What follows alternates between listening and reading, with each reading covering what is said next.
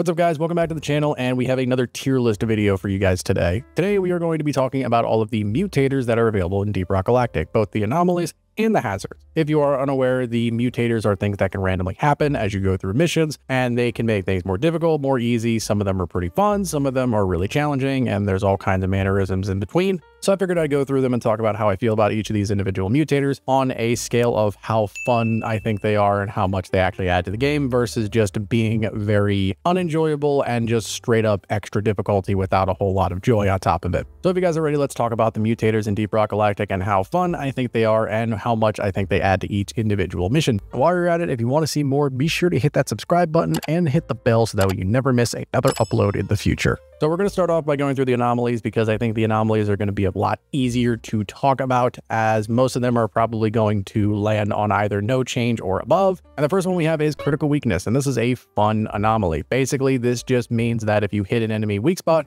you are going to be dealing 5 times as much damage as normal. So basically, high precision weapons or just hitting enemies in weak spots are even more effective than they normally are. There's a lot of more intricate details that go along with it, like the flamethrower doesn't necessarily apply it. It's basically just precision, direct bullet damage. And honestly, I think this is just perfectly a kind of fun anomaly. I think that this is a pretty good anomaly in the sense of what it does, but it also sort of takes away a little bit more fun because enemies in general are just a lot easier. And personally, I kind of want things to be a little bit tougher to kill because that makes them just a little bit more enjoyable to take out, at least in my opinion. And then next up, we have double XP. This is a very straightforward and simple one. This just gives you double experience at the end of a mission. So we're basically going to put this in no change because it doesn't make it any more enjoyable or any less enjoyable. It's just a very generic change. And then we have Gold Rush, which makes it so that way gold veins are actually twice as long as normal, so you have a lot more gold to mine. This I'm actually, hot take, going to put in a little bit annoying. The reason why I say this is because mining all of that gold can take a lot of time, and depending on the mission type that you're on, it can actually make it feel significantly less enjoyable because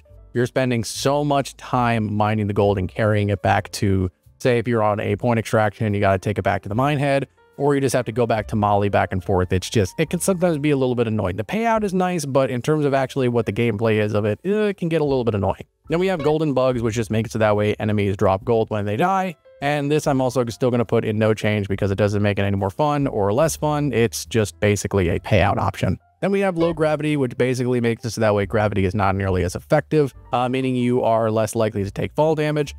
This is a very fun one, at least in my opinion. It just makes for really fun play sessions where you are just sort of floating around the caves. If you have this plus the jet boots, you basically are just flying around the caves, and it can be a lot of fun, and it can help you deal with some of the more problematic enemies. It also can stop you from dying to just pointless fall deaths, which has happened to me way too many times, so low gravity is definitely very fun. Then we have Mineral Mania, which just makes it so that way the crafting minerals that spawn in each individual biome spawn more often. And this is probably going to be another no change. It doesn't make it any less or more enjoyable. It's just there. Then we have Rich Atmosphere, which makes it that way you move faster and your pitch of your voice is also a lot higher, which is just a lot of fun to listen to the dwarves talk like that. And ultimately, this is, I'm going to say, also in a very fun category. The movement speed doesn't really change a whole lot. It's not a super drastic movement speed. It also makes that way you aren't as affected by slowdowns, and the voice is just really fun to listen to. Then we have Volatile Guts, which makes it so that way when enemies are killed, they instantly explode. It's very similar to the Exploders. I would say this is kind of fun. It is not super game-breaking in too many ways, but it also does allow you to handle swarms a lot easier. Next up, we have Secret Secondary, which honestly just adds another secondary objective. So you have 2 secondary objectives that you can complete. And this is basically just also going to be in the no change category. I guess in some ways you could say it might be a little bit annoying, just because it'll make the mission last a little bit longer, which some people might not be crazy about. But for me, I really don't have much of a big deal about it, so I just put this in no change. And then lastly, we have Blood Sugar. Now, this is honestly probably going to be a little bit annoying. And in some cases, it might even be like you're going up a hazard level.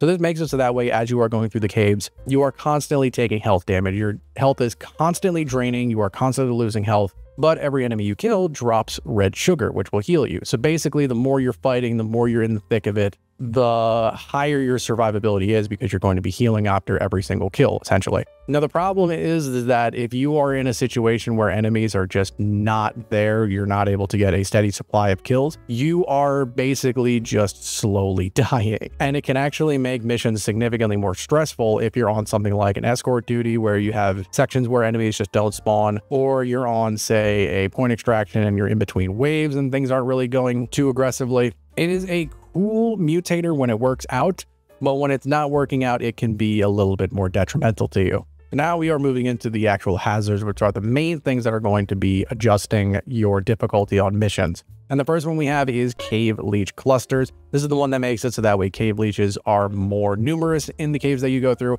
and they typically spawn in groups together, so you might find 3 or 4 or 5 at a time. And interestingly enough, I actually didn't know this, but you cannot get this mutator on point extraction or industrial sabotage missions, which makes actually a lot of sense when you think about it. So I'm gonna probably put this one in the a little bit annoying category. I don't think this is really that bad in terms of it adding a huge amount of difficulty. The only real problem with this is it means that you need to be significantly more paranoid and aware of the ceilings, and occasionally you can get into those situations where your entire team just gets grabbed by leeches and you can't really do a whole lot. Basically, heightened senses is almost a must when you see this particular mutator pop up, as you can walk into a room and your whole entire team gets caught, and that just doesn't really feel too well. Aside from that, it's not that bad, but again, it can be a little bit annoying, so that's where I would put that. Then we have Elite Threat, which makes it so that way elite enemies have a chance to spawn during the mission, which basically these elite enemies are stronger, they have more health, they do more damage, and they have a red glow around them, and they have the word elite in front of their name.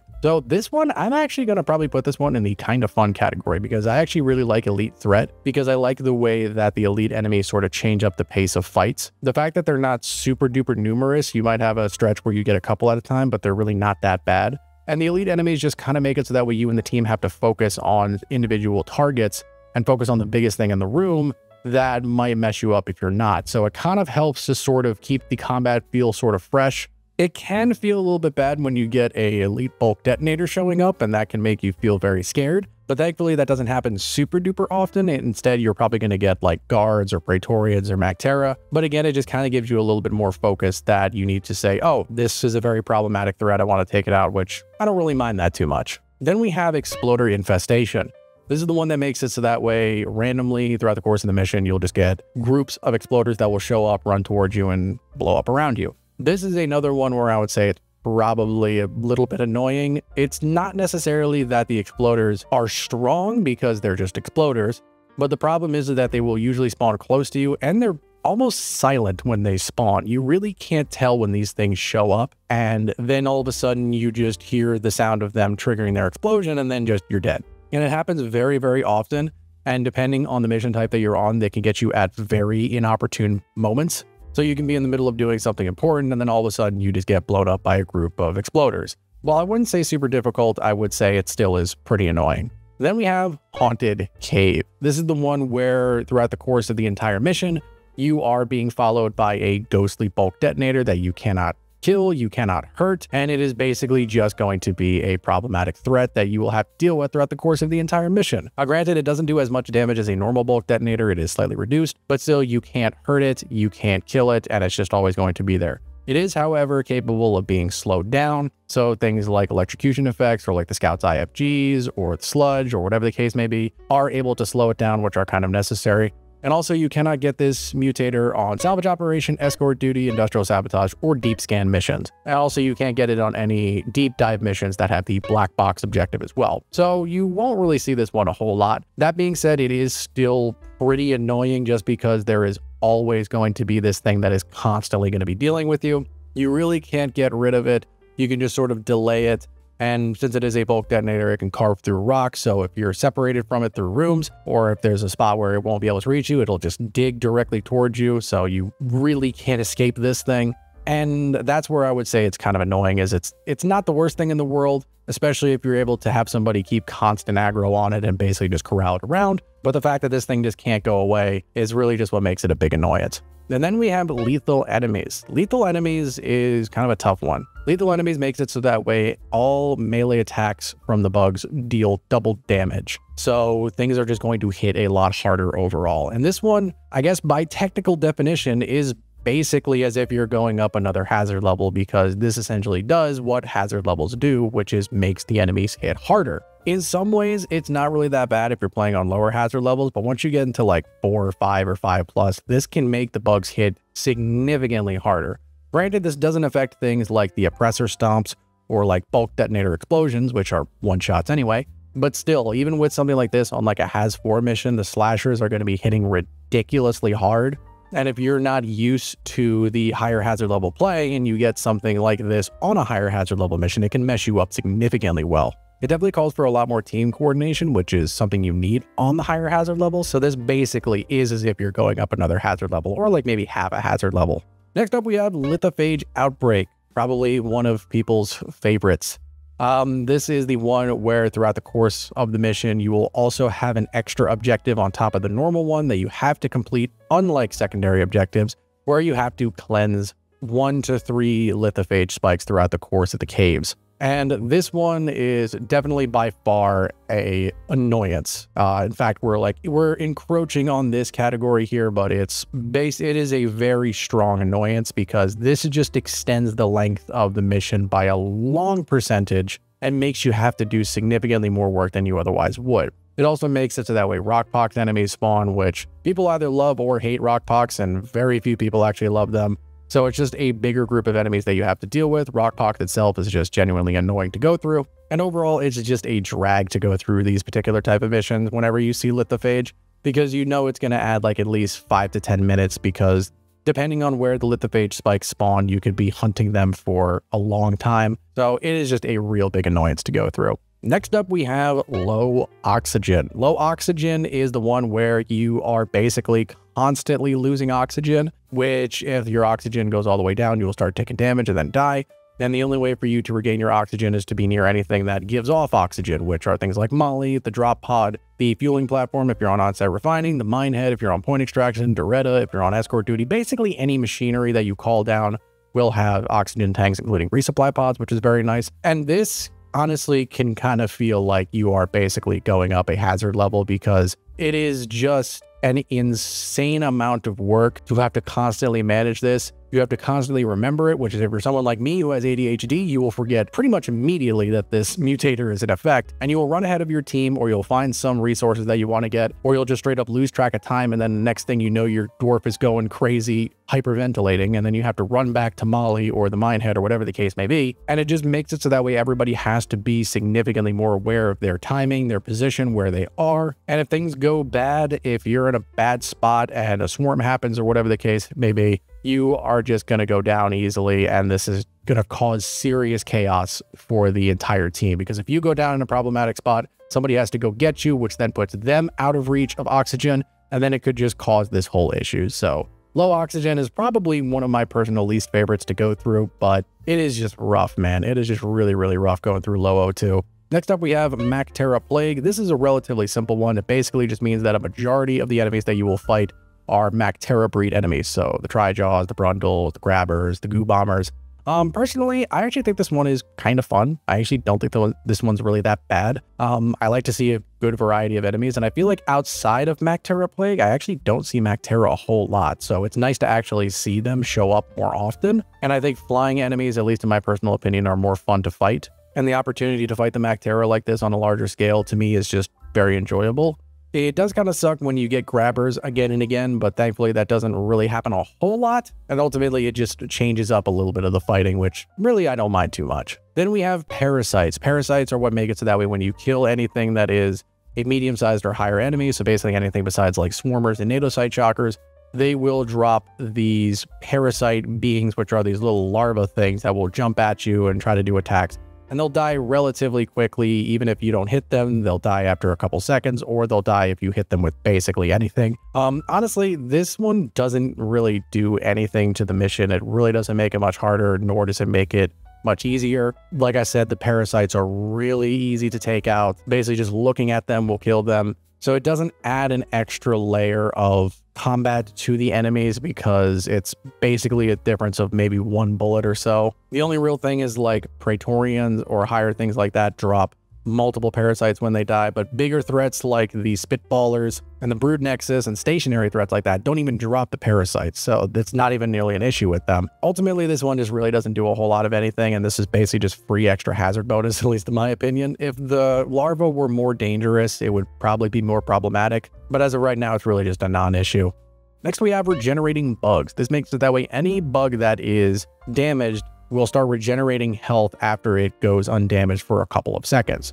This one, ultimately, again, I think is kind of a non-issue for the most part, because typically when you're shooting something, it's probably going to be until it's dead. The only real thing I can think of is if you have a big threat like an oppressor or a Praetorian, you fire at it, and then you get distracted by something else, but typically you're going to be firing back at it again within a second or two because you just get quickly distracted. And even if the regeneration does happen, once you hit them again, it's just going to stop the regeneration from happening, so it's really not that big of a deal. I've never really had too much of an issue with this, and if anything, this can kind of be seen as an anomaly instead of as a hazard, because if you have Steve, he also has regenerating bugs active, which is really nice. So ultimately, I just think regenerating bugs is not really that big of an issue, and I don't really see it making the mission any harder or easier, unless you just don't, I guess, have as much consistent damage output, which maybe if you're in a lower level lobby with players who aren't quite as there yet, you might get that, but overall, it's not really that big of a deal. Next up, we have rival presence. This basically just makes it that way rival enemies, such as the patrol bots and the shredders, and just rival tech type stuff can also appear on the mission, even if you're not on an industrial sabotage. This is where I might disagree with a lot of people, because I know people do not necessarily like the bugs a whole lot, but I actually really like fighting the bots because it's a big difference for me. They function a little bit differently than the bugs, which I always like. And again, I also really just like variety in the swarms that I'm going to be going up against. And you don't fight them quite as much as you would on things like industrial sabotage, so it's still not quite nearly as oppressive as there. Plus, if you fight the bots, you might have the opportunity to get one of them on your side, which can be kind of nice. And especially now with all the tools that we have access to, fighting the bots is not quite as difficult as it was in the past. So ultimately, I just think this is a lot of fun to be able to fight the bots in normal missions. So next up, we have Shield Disruption. This one basically just makes it so that way you don't have shields. You do not have any shields whatsoever. They are disabled for the course of the mission.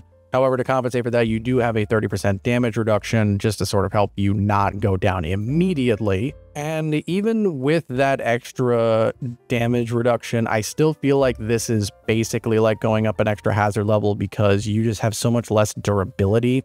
And so many other things regarding what the classes do or just don't work as intended. The Gunner Shield still obviously protects you. It doesn't give your shields the regen capabilities. Shield Link perk is basically useless on this. The Scout, if you're using the Drac and you're using its shield overclock, it is completely useless and you can't do anything with it. So there's a lot of things that just don't work with this particular hazard active. Now, granted, those are kind of niche things, but the fact of the matter is that they still completely stop them from doing anything. And just having less durability overall makes things a lot harder to go through because you just naturally are going to take less hits before you go down. If you have like a combo mission with this plus lethal enemies or even elite threat, it can be really rough to go through. It can basically almost feel like you're playing Hazard 6, even though it doesn't exist. And it just takes a lot for you to be able to get around just not having a shield. So this is a pretty tough hazard to go through. Then we have Swarmageddon. This basically makes it so that way Glyphid Swarmers will just randomly come at you in big groups.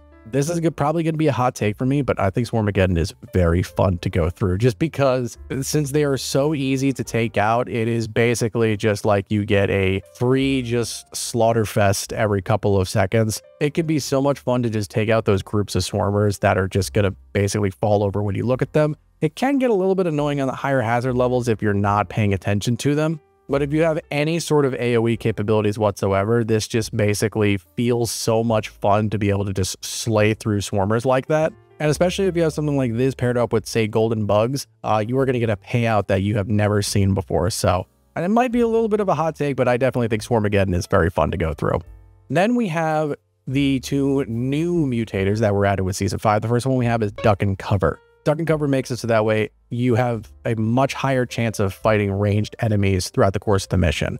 These are enemies like Septic Spreaders, like Mactera Plague, like Menaces, like Spitball Infectors. There are a lot of ranged enemies in this game that can hit you really hard. This is also basically like going up another hazard level. These enemies show up so much in such high amounts that you can basically go from not having anything to being completely overrun by spitters, by web spitters, by septic spreaders. It is kind of crazy, and they hit really, really hard, especially when there's a lot of them. Duck and cover can make missions that you would normally think are not too bad and make them really difficult to go through. If you have this on something like an escort duty mission, it can be really difficult to get through it because the enemies are just going to keep focusing on Doretta, and you might just not be able to get through it.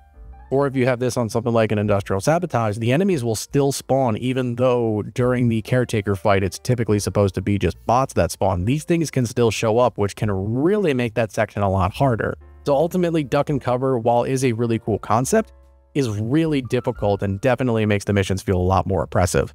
And then finally, we have Ebonite Outbreak. This makes it so that way the Ebonite grunts that you normally can only find if you do the Ebonite machine event will just spawn around the cave normally, and you will just have to deal with them. Now, the way that they help you deal with this is Molly will periodically poop out those pickaxe overchargers that you need during the event in order to actually hit the Ebonites. This is another one that I think honestly is either kind of fun or honestly encroaching on very fun. In fact, I might put this in the very fun category. I think with the way that they handle this one is pretty well done because the Ebonite grunts don't show up a whole lot, or the Praetorians don't show up a whole lot either. You can get both of them. And they're still not that difficult to take out, even if you aren't necessarily close to Molly to get the pickaxe overcharge. If you just keep control of your power attacking and don't use it haphazardly, you can take out pretty much whatever you need to because, again, not too many of them show up during the course of a particular swarm. It might get a little bit harder to manage when you have a random swarm attack or if you get a scripted swarm attack and you have a couple of them show up. But as long as you're in your team or if you're playing like a driller who's using the axes, you really shouldn't have too much trouble taking these guys out.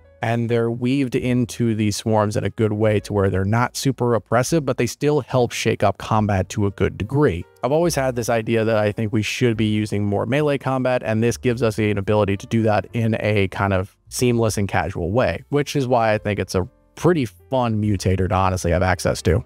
And with that, we have all of the anomalies and hazards that are currently available in DeepRockGalactic as of Season 5, and this is where I would put all of them. Not really surprised by any of my positions here. I'm sure some of you are probably going to be a little bit surprised as to some of my placements, but I would love to hear what you guys have to say down in the comments. Let me know what your particular favorite hazard or anomaly is, or if you think that my tier listing is completely off and that I have no idea what I'm doing. I still love to hear what you guys have to say. Anyway, I hope you guys found this video informative and entertaining. If you did, please be sure to let me know by hitting that like button and consider becoming a member today, as it really helps me out a lot. Rocket Stone Miners, I will see you in the next video.